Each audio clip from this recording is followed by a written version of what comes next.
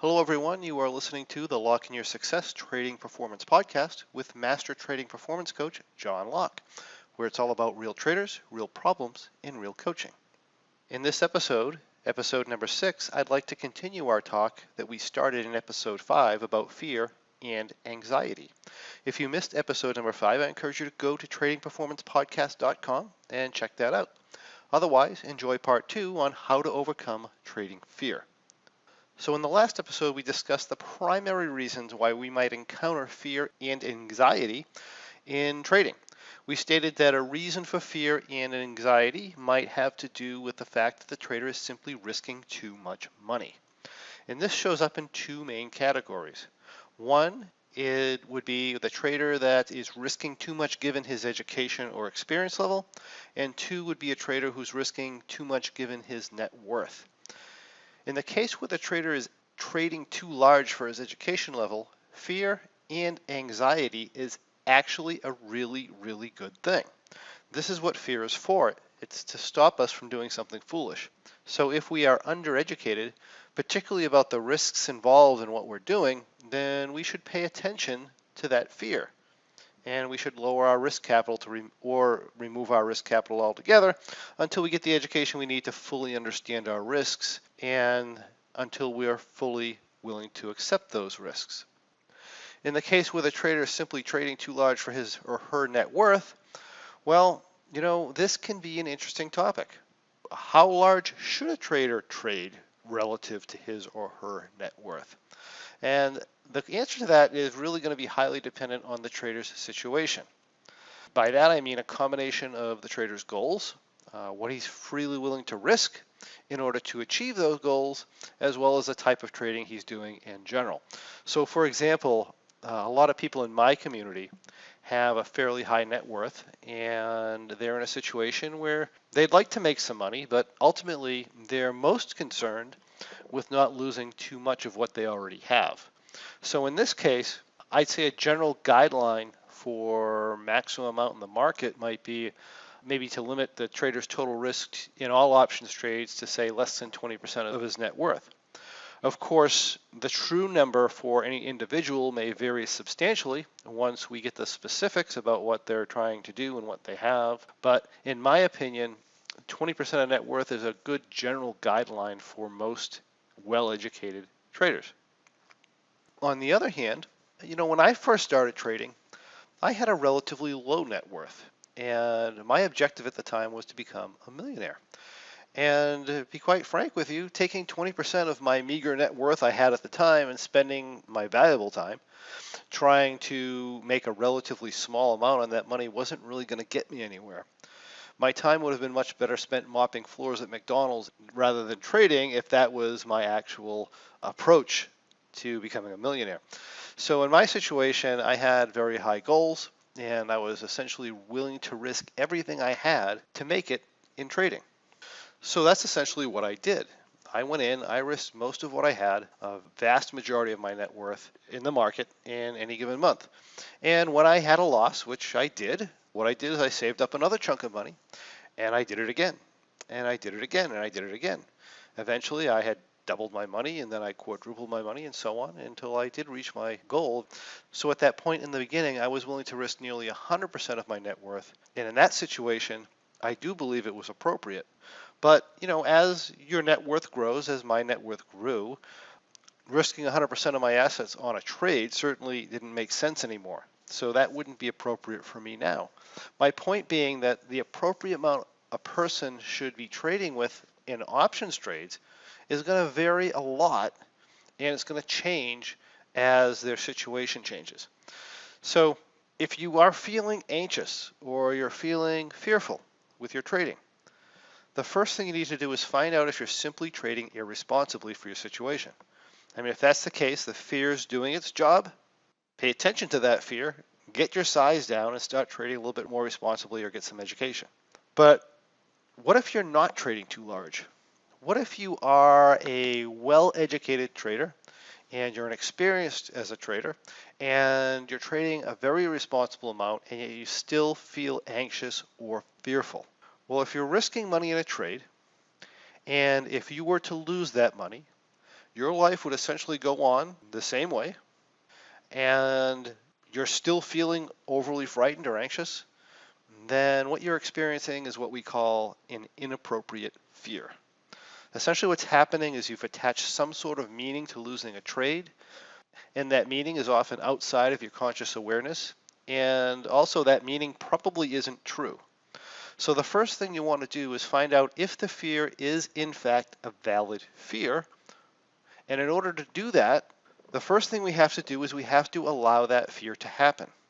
We don't want to try and push it away. We don't want to try to ignore it. Just let it happen. And as you are experiencing that fear, what I want you to do is I want you to notice and then write down every thought that comes into your head over the next 5 minutes. And you have to write them down. You want to get the thoughts out of your head that are creating the fear. And you want to do that so that you can examine those thoughts. So the next thing I want you to do after you write down your fears is to examine the thoughts that you wrote down to see if they actually are indeed true. So for example, you might feel some fear. You might say, what am I thinking? Nothing might come out at first, but you have to continually sit there with yourself. What am I thinking? What am I thinking? What am I thinking? And then when it starts to come out, don't edit it. Let it come out exactly as it is, no matter how foolish it might sound or how drastic it might be. Whether or not you want somebody else to read it, write it down. You can always shred the paper later, okay? Get those thoughts down on paper because those are the problems that are causing your fear. And then once you get them written down, I want you to take those thoughts one at a time, and I want you to determine if they are actually true. So for example, you might write something down like, if I don't win this trade, I'm a failure. If I don't win this trade, I'll never make it as a trader, or I'll be stuck in this dead-end job for the rest of my life, or my wife won't love me and she's going to leave me, and so on.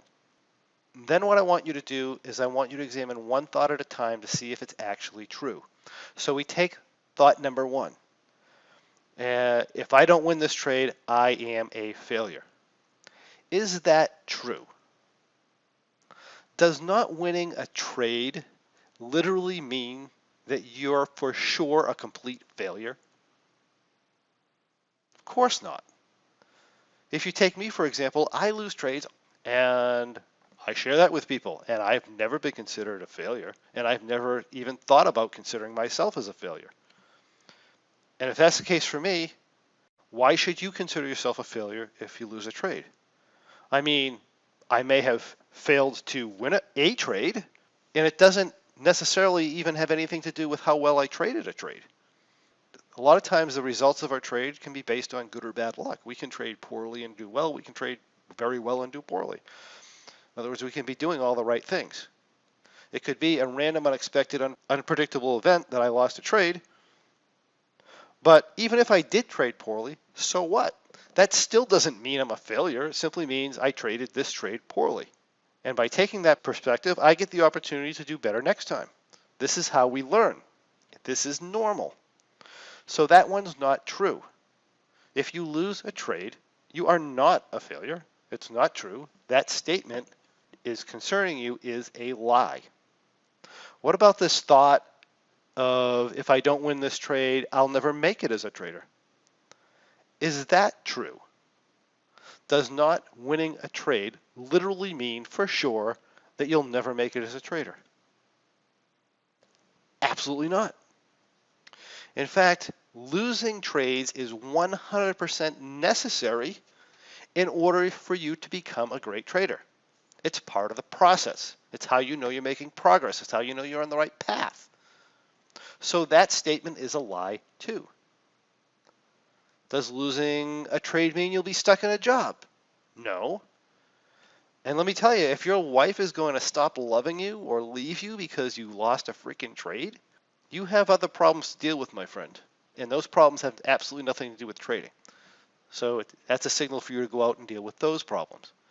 Now, if you go through this thought process, and any of these thoughts are actually true, where a loss in this trade is going to create some catastrophic situation for you, then the fear is doing what it's supposed to do, and you're going to want to look at what you're doing and change your procedures so that if you lose this trade, it's not a big deal, right? It's not a catastrophic situation. But most of the time, stress and fear are the result of stories that we make up. Most of the time, they're caused from lies, from buying into lies. Now, most of the time, once we expose these lies, they no longer have power over us. We can feel a bit of fear, we can write down the thoughts, realize that we're making things up, expose the truth for what it is, and the fear goes away. Other times, however, we may feel fear, we may even go through the process, but we might still have trouble coming up with a thought that's actually creating the fear, or we may have trouble dealing with the thought that's creating the fear. When that's the case, that's okay. Simply realize that fear is nothing but a vibration in the body. It may be an uncomfortable vibration, but the feeling itself, it can't hurt you. And if you've already done the work to determine that there is no logical reason for the fear, simply let yourself experience the vibration. Feel the fear and think to yourself, I'm feeling fear, or I'm feeling anxiety, or I'm feeling stress. And that's okay. I wrote down my thoughts. I analyzed them. There is no valid reason for fear. But hey, if the fear wants to happen anyway, fine. It can't hurt me. The only way a fear or a vibration or a feeling in your body can hurt you is if you buy into it. If you buy into the lie, if you buy into the vibration that something worse in the future is going to happen. If you simply let it sit there and acknowledge it and say, oh, that's normal, that's a different story. So simply acknowledge that you're feeling it and let it pass without taking action on it. And the more you do that, the easier it's going to get to do the next time. So that's my advice to you with fear and anxiety. And that's what we have for today. I thank you for listening, and I look forward to seeing you on the next Trading Performance podcast, where you get the lessons you need to take your trading to the next level. Hey, if you enjoyed listening to this podcast, you have to check out my Trading Performance membership, where we take all this material to the next level. We study it and we apply it to bring our trading performance to peak levels. Simply go to tradingperformancepodcast.com. That's one word, tradingperformancepodcast.com, to receive information on how you too can become involved and improve your trading. I look forward to seeing you there.